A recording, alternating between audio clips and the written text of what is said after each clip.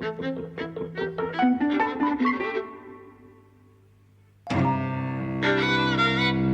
and welcome to Eavesdropping at the Movies. I'm Mike. And I'm José. And we've just come back from the Mac where we've seen Long Day's Journey into Night, the English title of a Chinese film, directed by Bai Gan, or Bi Gan, I don't know how you pronounce his name. Well, I kind of struggled after a while, although I really liked how it opened. I really liked the first hour or so. Uh-huh. It's just roughly a 2-hour film, 2 hours and a bit, and it's really in two big sections. There's a really kind of film noirish back and forth between the present day and a kind of youthful past going on in the first half of the film, and then the second half goes off into this long take, literally a long take of 59 minutes, moving through a dreamlike sort of other world. Well, not another world because it's sort of realistic, but it's also not, and I started to really struggle with that. But early on, when it's about a young guy who's in love with this girl and he has a kind of tumultuous affair with her, and then the present day older version of him looking back trying to track her down, I thought there was some beautiful stuff in there. There was something that was absolutely beautifully shot and lit.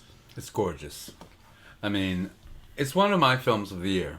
Okay. You know, and I don't know if I made it clear to you, but this is my second time seeing it. I didn't know that, no. Yeah, so I had seen it in Madrid. Oh, right. So when we came out of the cinema, I was telling Mike, I think this film has a half hour missing because, you know, I remember like more detail about the background, right? And again, you know, I'm obviously remembering incorrectly, but I remember more action in the end of the film. You know, I have this memory of him using the gun, which actually, you know, viewing it this time, he clearly didn't, right? Yeah, I mean, he clearly couldn't have either. Like, it is one take. Yeah. No, I know. Yeah, anyway, this is how memory, you know, plays tricks on you. Because I thought the film was missing stuff that it had been easier for me to understand in my first viewing, and it seemed more confusing this time around. So actually, my experience was interesting because some things became clearer, you know, and some things became less clear on the second viewing. So, you know, I thought there was much more of a setup at the beginning with like the father dying and his return home, you know, and the stepmother negotiating or, you know, trying to do him out of the restaurant, and, you know, him finding the message and the clock, you know, all of that stuff I remember being shown in more detail than actually it was.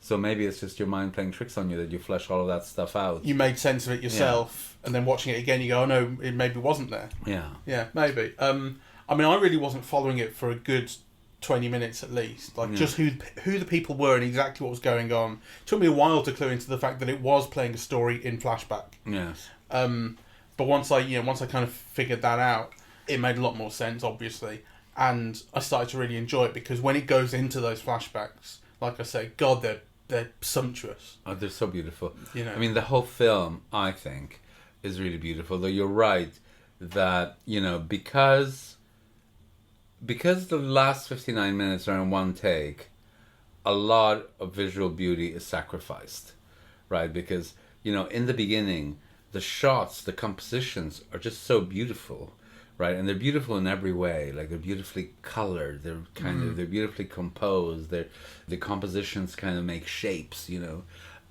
They're romantic. I mean, it's one of those films that makes smoking sexy. Yeah, exactly. You know, the way people sit, the way the girl sits there with a cigarette between her fingers, looking dispossessed and angry, and all the rest of it off screen. Yeah. You know, and smoke billowing and all the rest. Like, that is so beautiful. That is how it's sumptuous to look at, and the way they're lit as well. You know, when people, there's a lot going on with flame in the film, and a lot of it is with people lighting cigarettes. And, you know, when a flame comes up, it illuminates someone. When someone turns on a light, I mean, obviously it illuminates things, but it illuminates things very harshly and sharply. Like, for instance, when he puts the bulb in the basement that's kind of flooding, and then the light comes up, and it not only does it illuminate the whole room, but it illuminates all the droplets that are falling. I love the film because, you know, you're talking about illuminating. Well, to me, like, the whole film is illuminated by a kind of hurt. Yeah, and actually, it all takes place on the level of feeling. I think this is so interesting because, you know, it's a film noir, but it's a film noir in which the driving force is kind of lost love. It's an emotion, right? It's not like sex that's the driving force. You know, it is like a feeling of love. Yeah, that kind of that the film wants to or the protagonist wants to recapture. Yeah, the sense of, you know, reconnecting with a lost love. So it takes place on a kind of like a different level of feeling. It's really romantic, I thought. Yes, I thought so too. At least that first half is. You really feel this guy's lost, and it's not even that. You know, you never think, oh, he thinks he can get together with this woman again, anything like that. You never get that feeling. It's just he needs to know what happened to her, where she is, because this. I think it's only like a summer that they spent together when they were young. I don't think it's like a long kind of relationship that they had. I got the impression it was a kind of short but kind of fiery thing between them. Yes, I mean those things are never clear. Impression. Yeah, I mean those things are not clear, right? And I think they're deliberately not clear. There's a line in the film where they say, "Well, movies always lie," you know, but memory is composed of things that are true and things that are lies. I.e., the stuff that you remember being real, you sometimes kind of rearrange to your own present purposes or whatever. And I thought the film kind of captured those ellipses like really beautifully. You know, it's kind of memory, it's fragmented, it's like half remembered, you know, but it's all kind of driven by a kind of a sadness and a longing, you know, that I love very much. Yeah, and there's also a feeling of vitality in not only in the characters in those flashbacks, but also in the world that they inhabit, and a feeling of colour and life, and I guess that all kind of works together, and that's in contrast to, I'd say, the present day that you see, which feels dilapidated, a little bit grey and a little bit empty. You know, when he goes to the hotel, for instance, the places that he goes to are all shutting down. They're all, you know, I think the restaurant, maybe the restaurant isn't closing down, but it's not busy. It's the last day. Is it last day for the restaurant? It's the last day that thing is open at the end. Yeah. Oh, it's the last day for that cinema brothel place. Yeah, thing. They're closing down the next day. The hotel that he tracks the girl to, it's certainly not busy, and it's not in good nick. They don't seem to have anyone there, and there's no suggestion it's closing down, but it's nothing happening there. You know. Well, they do say that it's the last day of that place. Oh, do they? Yeah. Oh, well, there you go. So I like all of that actually, because the thing is that there is also like a shift between these half-remembered longings, you know, of the beginning, you know, and then like what is a really harsh reality of, you know, that 59-minute sequence, you know, which is, it's like a whorehouse. It's dilapidated. It's everybody trying to make a living and also kind of desperately trying to have a good time, yeah, you know. The singers, the guys selling CDs, the pool game, all of the people around it in like these sofas, yeah. And you also get a sense of griminess of like, you know, I mean, people have been sold into that, right? Like, you know, you get a sense of power relations, yeah. Yeah. So what do you think we're supposed to make of that last sequence then? Because there is a real dreamlike aspect to it, as well as the single take, the camera roving throughout this town.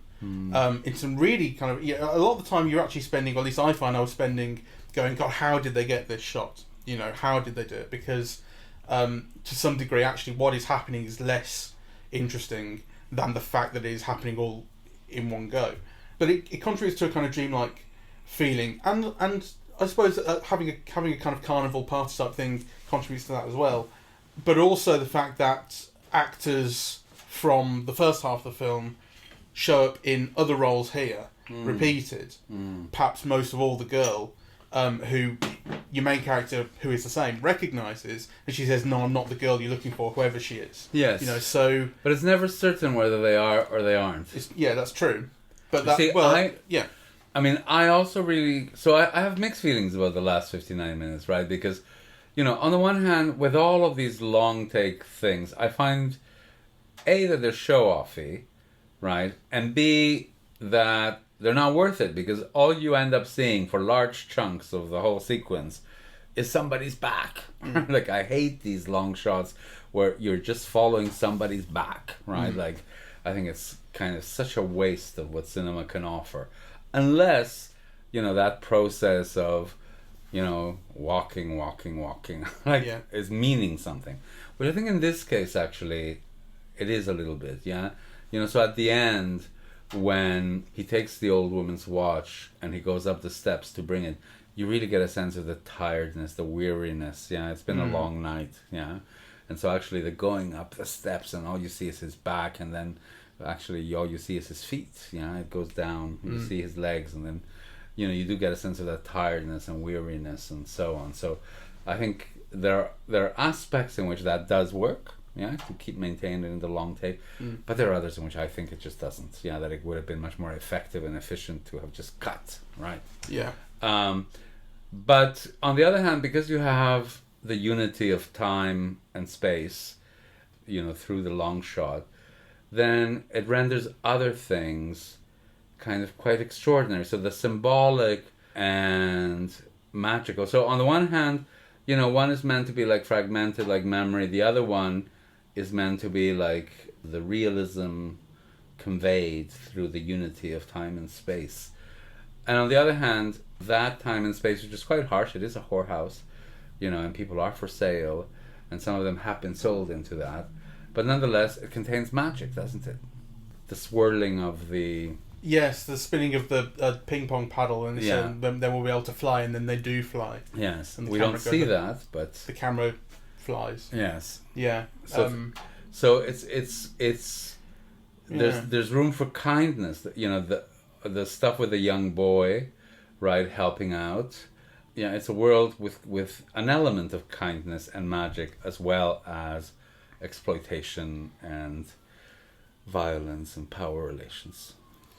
Yeah, I mean, I must say that wasn't really my reading. I mean, my reading was more that what you see of it becoming a whorehouse and a place where you can pick up prostitutes in the first half of the film is what that place would have become. It's not necessarily like, obviously you go to this party at the end and you can get laid, but it didn't occur to me that was like it was as seedy as you're suggesting. Well, I could be wrong, but that was my reading. Sure. Yeah. I took it to be more of just a kind of carnival, more of a party. You see, well, I didn't, because, if you remember, like, when the old lady who could be his mother, when she comes out with the torch, right, they say, oh, that crazy woman again, and then when she goes out, she's locked in. Yes. Right? So there's a sense in which these people are locked in to this, yeah. But that also, and that's why I also started to lose patience with the end, because I just thought, like, A, nothing's happening, and B, when something is happening, it's making no sense to me. To the point where I was just going, please stop now, actually. Okay. Like, please stop, because I don't care if you don't wrap anything up. I just need it to end. It was getting quite hard to watch. I loved it. I mean, I did, though, actually, it was so interesting reading, about that internet frenzy, and they say anybody who likes this is, what do they call it, phony something. Oh yeah, pretentious film, fake film, something like that. Yeah. Because what we're talking about there is, because we were just looking this up, the film was marketed as like a romantic sort of event film. Yeah, which is clearly not. And a date movie for New Year, because it was released on December 31st, like a New Year's date thing. So it pre-sold loads and loads of tickets, and then people saw it and went, "I don't get this. What's going on?" And anybody who says they get it is a phony. Yeah, apparently there's a hashtag on social media, "Can't understand long day's journey into night." Yes. Yeah. So the film opened on December 31st, a good event to celebrate the new year. A lot of people went to see the film without knowing that this is an art house film. This resulted in a major backlash, as the internet complained against the film, as well as calling the ones who appreciated, like me, Jia Wenyi, phony artistic. So I am being phony artistic, but I really loved it. It's not phony, but it's but I really tried my patience towards the end. Whereas, like I say, when it was, I don't want to use the phrase more conventional, because that first half of the film is playing with your perceptions. Okay, so it's not doing this long take thing, and it's not starting to mirror these characters and make analogies as much, or make kind of visual sort of metaphor, like the thing with the apples and things like that. That's what's going on in the second half. In the first half, there's a lot less of that, or at least it's setting up what you're going to see again in the second half. But in the first half, it's not devoid of long takes. It's got its long takes, and a couple of them I thought were really beautiful. There's that one with the rain in the car when he's Oh yes, that's lovely. kind of following Yeah. her, and there's rain coming down on the windscreen, and the camera turns left, and the camera starts following her, and he's talking to her. I mean, there's just some wonderful things going on, and that feels like that is a really justified long take. It feels, Yeah. you know, it doesn't feel like. I mean, I love how it's visually designed with layers of obscuring your vision with the rain on the windscreen. It's beautiful, you know, because it's allowed to do that. It's allowed to just ruin what you can see until you're just seeing a couple of lights kind of badly filtered, and then when he starts following her, you know, again, you can't see her that clearly, but you know it's a figure of a woman in this green dress, and then the windscreen wipers come on, you can see her clearly, and it's like it feels like a fresh and a new. Yes. It was beautiful to look at. I loved all of that, and I loved, you know, the setting it up. You know, the mother being a criminal who stole a book, and the thing is that the book was only half read, and you know, and the way that then is picked up in the second half of the film, really, yeah, so that, you know, phrases, words, things kind of reappear but in different forms. So, you know, when she in the first part tells him, you know, I will go with you or something like that if you find me a wild pomelo, yeah, like the grapefruit. You know, well, actually, you realize later on that the wild grapefruit is really like a slot machine, or the name reoccurs again as a slot machine. You know, so kind of, you know, there are all these continuities that are built between all of those elements, but whose signification is not locked in rigidly. That it still remains open. Yeah, you know, the person who might be the mother, like, might also not be. And there's this wild cat who is like an old criminal friend. Yes. I think. And I think she might be supposed to be Wildcat's mother. Yes. Well, there's the impression I got at least. But right, it might be. Nothing is too locked down, as you say. But I did prefer it when it was a little more grounded, a little more concrete. I think the first half is just so visually dazzling. It's so beautiful. It's so entrancing that actually the long shot at the end feels disappointing. You know, and I actually do think that filmmakers better wise up. You know, doing a long shot is not a big deal in, you know, the current moment. It really isn't. Yes, if you have a Steadicam and you can follow somebody around for like, you know, 24 fucking hours, you know, it's not a technically impressive feat. I think that's being a little harsh on it. It is technically impressive, but I just think it's to no great end. I don't think. I mean, if you think about what they've had to choreograph and figure out in this shot, you know, they've had to move the camera from up here all the way down there. You know, they've had to move the thing about like Orson Welles' 3-minute long takes is that they were absolutely impressive because at each moment, you know, the shot signified. Right? Well, this is what I'm saying too. It technically is very impressive, but I don't think it adds up to anything. I don't think every moment counts in it, which is a problem. Well, for me, if it doesn't count, it's not impressive. You know. But yeah, that's I mean, different I kind could of make a 59-minute long shot. You know, it'll probably be full of dead time. You know, but it'll be 15 minutes long. Yeah, no, I'm just trying to clarify the difference I think there is between technically impressive, which I think is because there's a lot of choreography that's had to go into the shot. I get that. And cinematic impressiveness, which there is a lot less of. Yeah. And it doesn't feel justified really. Yeah. And I was kind of starting to lose patience. I wasn't kind of. I really was losing patience. Yeah, I felt you moving around in your seat. You were not being phony, artistic. I didn't need to be. I wasn't trying to sort of. I wasn't trying to point out what a bad time I was having. I was. With one thing, I was quite tired, so that doesn't help, you know. And maybe that if something starts to annoy you when you're a bit tired, it just helps you be more grouchy. So there's an element of that maybe, but also, I mean, the seats at the Mac, I really am not comfortable in, and so I was just, even from the start, when I was enjoying the film, I was not comfortable in the seats anyway. Well, actually, I was very cheap because I chose the cheaper seats. We could have moved. Yeah, I thought about it, but I didn't want you to be all like, "Oh, why are you moving?" Yeah, I normally don't like moving because I figure, you know, I've paid for my seats and I don't want anyone to budge me, right? Yeah. Like, you know, that's the only reason I sit in those seats at the front. I know you don't like it because it's too close to the screen, but it's just because that's where there's leg room. Yes, well, you know, I'll consider that next time. Anyway, I saw it twice, and to be honest, I wouldn't mind seeing it again. Oh, really? I mean, yeah, I do think that it's a film that you have to see on a big screen. I mean, I would find it intolerable watching it, you know, on television. I mean, like right now, I think my concentration is so bad that I have problem watching 90-minute films, without pausing or going to the kitchen or having a coffee or, checking my Facebook or whatever. So the idea of watching like a slow film like this, on a screen, I can't imagine it. But actually, I did find it entrancing, There were elements of kind of portraiture in it that reminded me of If Beale Street Could Talk. In just kind of visually, some elements of the way people are looked at by the camera, the way people are seen. That, it doesn't have that Barry Jenkins thing of looking at people straight on, which I think is something wonderful that he does. He really confronts you with people's faces.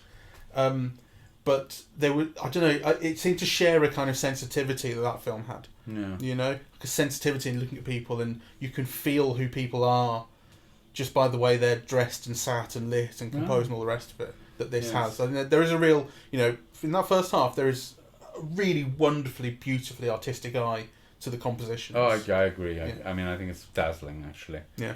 It's dazzling and evocative and expressive and beautiful. It is, entirely entrancing. Actually, I think the film is worth seeing just for that alone. Anything further for you? I feel a bit lost. I think I've been phony artistic enough. I think there is stuff to dig into in the links and the motifs that recur between the first and second halves. That's why I'd like to see it again. Because actually I did find it entrancing, but I also feel I haven't figured it out yet. Yeah. And I want to. I'm not sure that I do. That's the problem. But which is not really the right attitude. Well, it's not the wrong attitude. I mean, if you don't, you don't. No. But just wasn't feeling that second half. But there is clearly, the thing is, I feel like I'm just dismissing it too much by saying it just bored me and made me angry and stuff. That's kind of an in the moment reaction, and that's kind of fine. But it's not enough. Like there is a purpose to making the second half the way it is. Oh, completely. And I actually I think the film is very clear on that, because the first half is like this fragmented memory moving back and forth from the present and past and and so on, right? Like you really get that sense of fragmentation of memory. Whereas the rest is unified. But also in terms of kind of what's being shown in it. So like I say, the way that those things are reconfigured, the way that characters may or may not be who they were in the first half, and come back and represent different things, Exactly. So there are all these continuities to explore, right? And I feel like I haven't got the answer, and yet you feel that everything in the film is really deliberate, that it does really connect, that there is answers, if not unanswered, to be found. This is operating on a level of feeling. It's a film that you feel your way through. So it's not that the red hair means something very deliberate, maybe, but that it links those two characters, and that they have such different attitudes to it, because one of them won't have red hair and the other one has red hair, and not only has red hair but has a flaming torch with her as well that she's just torched her house with.